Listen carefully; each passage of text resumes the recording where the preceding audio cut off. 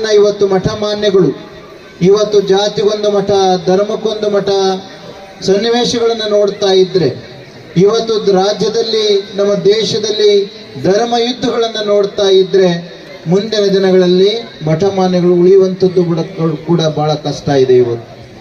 ಇವತ್ತು ನಾವು ಏನು ಧರ್ಮದ ನೆಲಗಟ್ಟಿನಲ್ಲಿ ಧರ್ಮದ ಬಟ್ಟೆಯನ್ನು ಹಾಕ್ಕೊಂಡು ಧರ್ಮದ ಸಂದೇಶವನ್ನು ಸಾರಲಿಕ್ಕೆ ದೀಕ್ಷೆಯನ್ನು ತಗೊಂಡಿದ್ದೇವೆ. ನಾವು ಇವತ್ತು ಬಹಳ ಜಾಗೃತರಾಗಬೇಕಾಗಿದೆ, ತುಂಬ ಯೋಚನೆ ಮಾಡಿ ಮಾತನಾಡಬೇಕಾಗಿದೆ.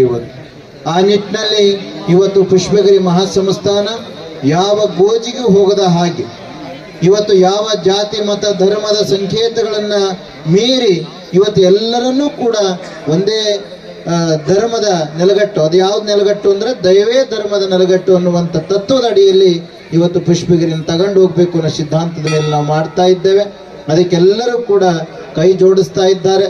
ಅದಕ್ಕಾಗಿ ನಮಗೆ ಬಹಳ ಸಂತೋಷ ಅಂತ ಹೇಳಿ ನಾವಾದರೂ ಕೂಡ ಭಾವಿಸಿಕೊಂಡು ಈ ಕಾರ್ಯಕ್ರಮ ಯಶಸ್ವಿ ಆಗಿದೆ. ವಿಜಯಣ್ಣನವರು ಬಂದಿದ್ದು ನಮಗೊಂದು ಶಕ್ತಿ. ನಿನ್ನೆ ಮೋಡ ಬರ್ತಾ ಇತ್ತು, ಮಳೆ ಬರ್ತಾ ಇತ್ತು, ಹೇಗಾಗುತ್ತೆ ಕಾರ್ಯಕ್ರಮ, ನಾವು ಯಾಕೆ ಬರಕ್ಕೆ ಹೇಳಿಬಿಟ್ವಿ ಅಂತ ಒಂದು 2 ಸಲ ಅನ್ನಿಸ್ತು. ನಮಗನಿಸ್ತು, ಗೊತ್ತಿತ್ತು. ಯಾಕೆ ಅಂತಂದ್ರೆ ಭಾಳ ಇವತ್ತು ಬೆಳಗ್ಗೆ ಯಾರು ನೆನಪು ಮಾಡಿದ್ರು, ಅದೇನೋ ಯಡಿಯೂರಪ್ಪರ ಕುಟುಂಬ ಹಳೆಬಿಡಿಗೆ ಬರ್ತಾ ಇದ್ರು, ಮಳೆ ಗ್ಯಾರಂಟಿ ಅಂತ ಹೇಳ್ತಾ ಇದ್ರು.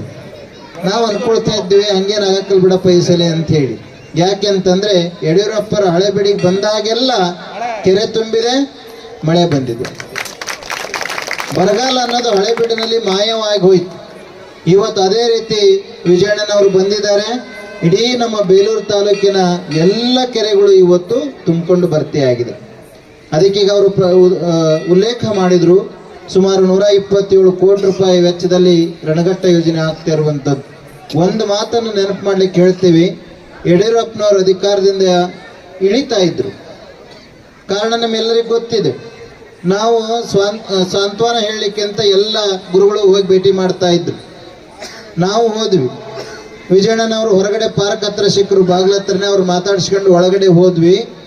ಹೋದ ತಕ್ಷಣನೇ ಅವ್ರು ಹೇಳಿದ್ರು, ಸ್ವಾಮೀಜಿ ಏನಾರ ಕೆಲಸ ಇದೆಯಾ ಅಂತ ಹೇಳಿದ್ರು. ನನಗೆ ನೀವು ಧೈರ್ಯವನ್ನು ತುಂಬ್ತಾ ಇದ್ರಿ ಗೊತ್ತು, ಆದರೂ ಕೂಡ ಕೆಲಸ ಏನಾರ ಇದೆಯಾ ಅಂತ ಕೇಳಿದ್ರು. ಇಲ್ಲ, ರಣಘಟ್ಟದ್ದು ಒಂದು ಸೈನ್ ಆಗೋದು ಉಳಿದು ಬಿಟ್ಟಿದೆ ಅಂತಂದ್ರು.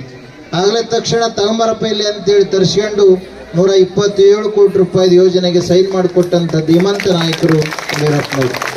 ಬಹುಶಃ ಅದು ಬೇರೆ ಪಕ್ಷದವರಿಗೆ ಬೇಸರ ಅನ್ನಿಸ್ಬೋದು, ಆದರೂ ಸತ್ಯನೇ ಯಾವಾಗಲೂ ನಾವು ಹೇಳಬೇಕಾಗತ್ತೆ. ಯಾಕೆ ಮಾತನ್ನು ಹೇಳಿದ್ವಿ ಅಂತಂದ್ರೆ, ನನ್ನ ಅಧಿಕಾರ ಹೋಗ್ತಾ ಇದ್ರು ಕೂಡ ಇನ್ನೊಬ್ಬರ ಪರವಾಗಿ ಯೋಚನೆ ಮಾಡಿ, ಅದು ರೈತರ ಪರವಾಗಿ ಯೋಚನೆ ಮಾಡುವಂಥ ಶಕ್ತಿ ಇದೆಯಲ್ಲ, ಆ ಜ್ಞಾನ ಎಲ್ಲರಿಗೂ ಬರುವಂಥದ್ದಲ್ಲ. ಅದು ಅದಕ್ಕೆ ನಾವು ಅಧಿಕಾರದಲ್ಲಿ ಇದ್ದಂಥವ್ರಿಗೆ ಎಲ್ಲರೂ ಕೂಡ ಅಧಿಕಾರ ನಾಳೆ ಹೋಗ್ತಾ ಇರಲಿ, ಈ ಕ್ಷಣದಲ್ಲಿ ಹೋಗ್ತಾ ಇರಲಿ, ನನ್ನ ಜೀವನ ಸಾರ್ಥಕತೆ ಮಾಡಿ ಹೋಗಬೇಕು ಅನ್ನೋ ಭಾವನೆ ಪ್ರತಿಯೊಬ್ಬರಿಗೂ ಕೂಡ ಬರಬೇಕು ಅಂತೇಳಿ ಆ ನಿಟ್ಟಿನಲ್ಲಿ ಇವತ್ತು ನಮ್ಮ